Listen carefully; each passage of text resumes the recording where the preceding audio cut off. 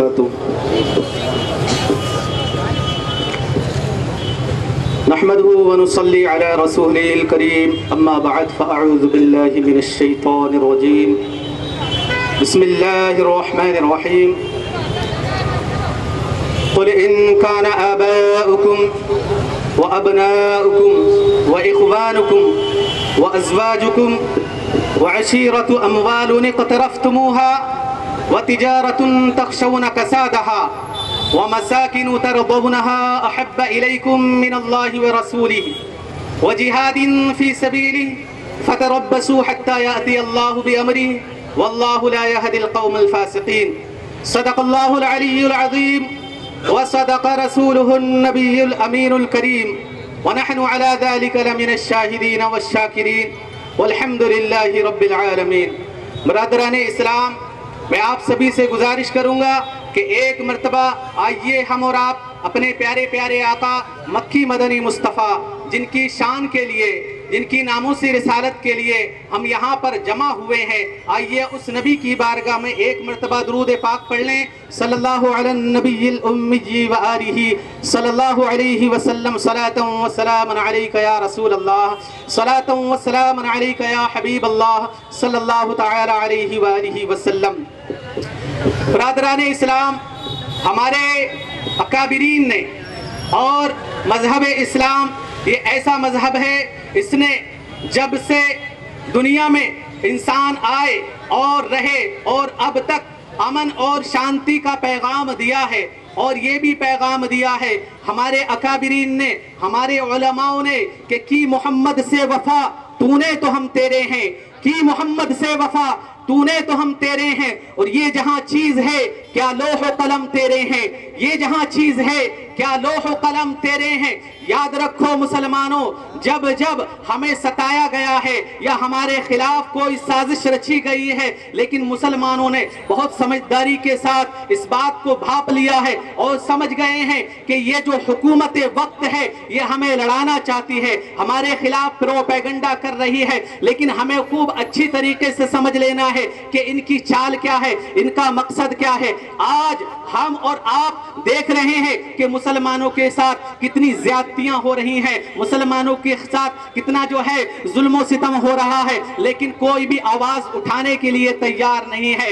آپ دیکھو ہندوستان کی تاریخ گواہ ہے، جب سے لے کر اب تک ہمارے جو ہے اکابرین نے قربانیاں دی ہیں، اس دیش کے لیے قربانیاں دی ہیں، اور جب جب ضرورت پڑتی رہے گی ہم جو ہے اس دیش کے لیے قربانیاں دیتے رہیں گے. لیکن انہوں نے ہماری قربانیوں کو نہیں دیکھا ہے، انہوں نے جو ہے ہمارے ملک کے جو ہے اکابرین نے اس دیش کے لیے قربانیاں دی، ان قربانیوں کو نہیں دیکھا ہے. یہ قربانیوں کو بھول کر جنہوں نے اپنی زندگی سب کچھ اس ملک کے لیے لگا دی، جو کہ کبھی بھی جو ہے گورنمنٹ سے تنخواہ نہیں لیے، ان کے خلاف بھی یہ آوازیں اٹھا رہے ہیں. نرسنگانند کو دیکھ لو، اس نے کچھ دن پہلے جو ہے اے پی جی عبد الکلام میزائل مین کو کیا کہا تھا، آتنکواد کہا تھا، لیکن اس پر بھی کوئی، اس کے خلاف بھی کوئی ایکشن نہیں لیا گیا.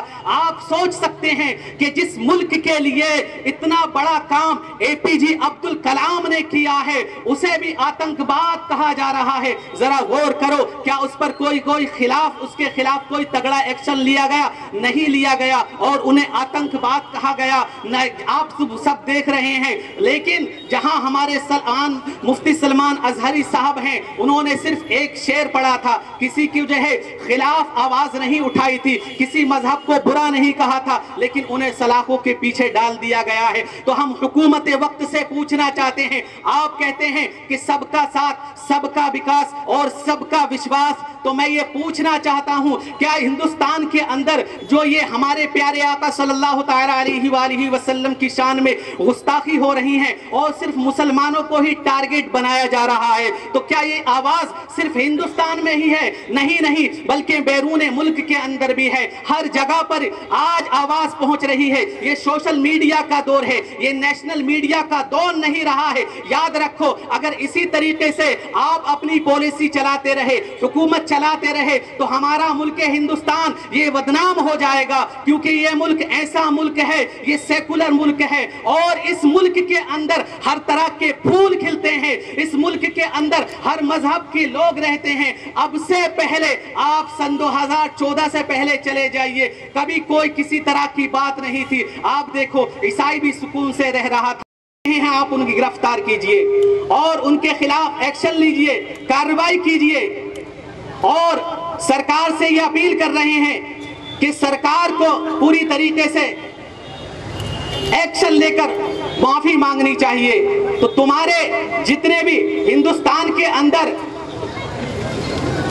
ڈیبیٹ کرنے والے ہیں اور تمہارے جتنے بھی تمہاری پارٹیوں کو چلانے والے ہیں، وہ آج جو مسلمانوں کے خلاف پروپیگنڈا کر رہے ہیں وہ ساری دنیا کے اندر پہنچ رہا ہے. تو میں آپ سے یہی کہنا چاہتا ہوں، زیادہ کچھ نہیں بول رہا کیونکہ ہمارے جو ہے یہاں مقررین حضرات نے، علماء نے سب کچھ سمجھا دیا ہے، اور وقت کی جو ہے قلت کو دیکھتے ہوئے میں اپنی گفتگو کو یہیں پر ختم کر رہا ہوں. لیکن مسلمانوں اور قوم کے جوانوں، میں آپ سے یہی بات کہنا چاہتا ہوں کہ میرے نبی کا فرمان ہے صلی اللہ علیہ وسلم، اے لوگو میں تمہارے نزدیک تمہاری جان سے بھی زیادہ، تمہاری اولاد سے بھی زیادہ، تمہارے مال دولت سے، تمہارے آباء و اجداد سے بھی زیادہ اگر میری محبت تم پر غالب آتی ہے تب تو تم مسلمان ہو، ورنہ تم مسلمان نہیں ہو.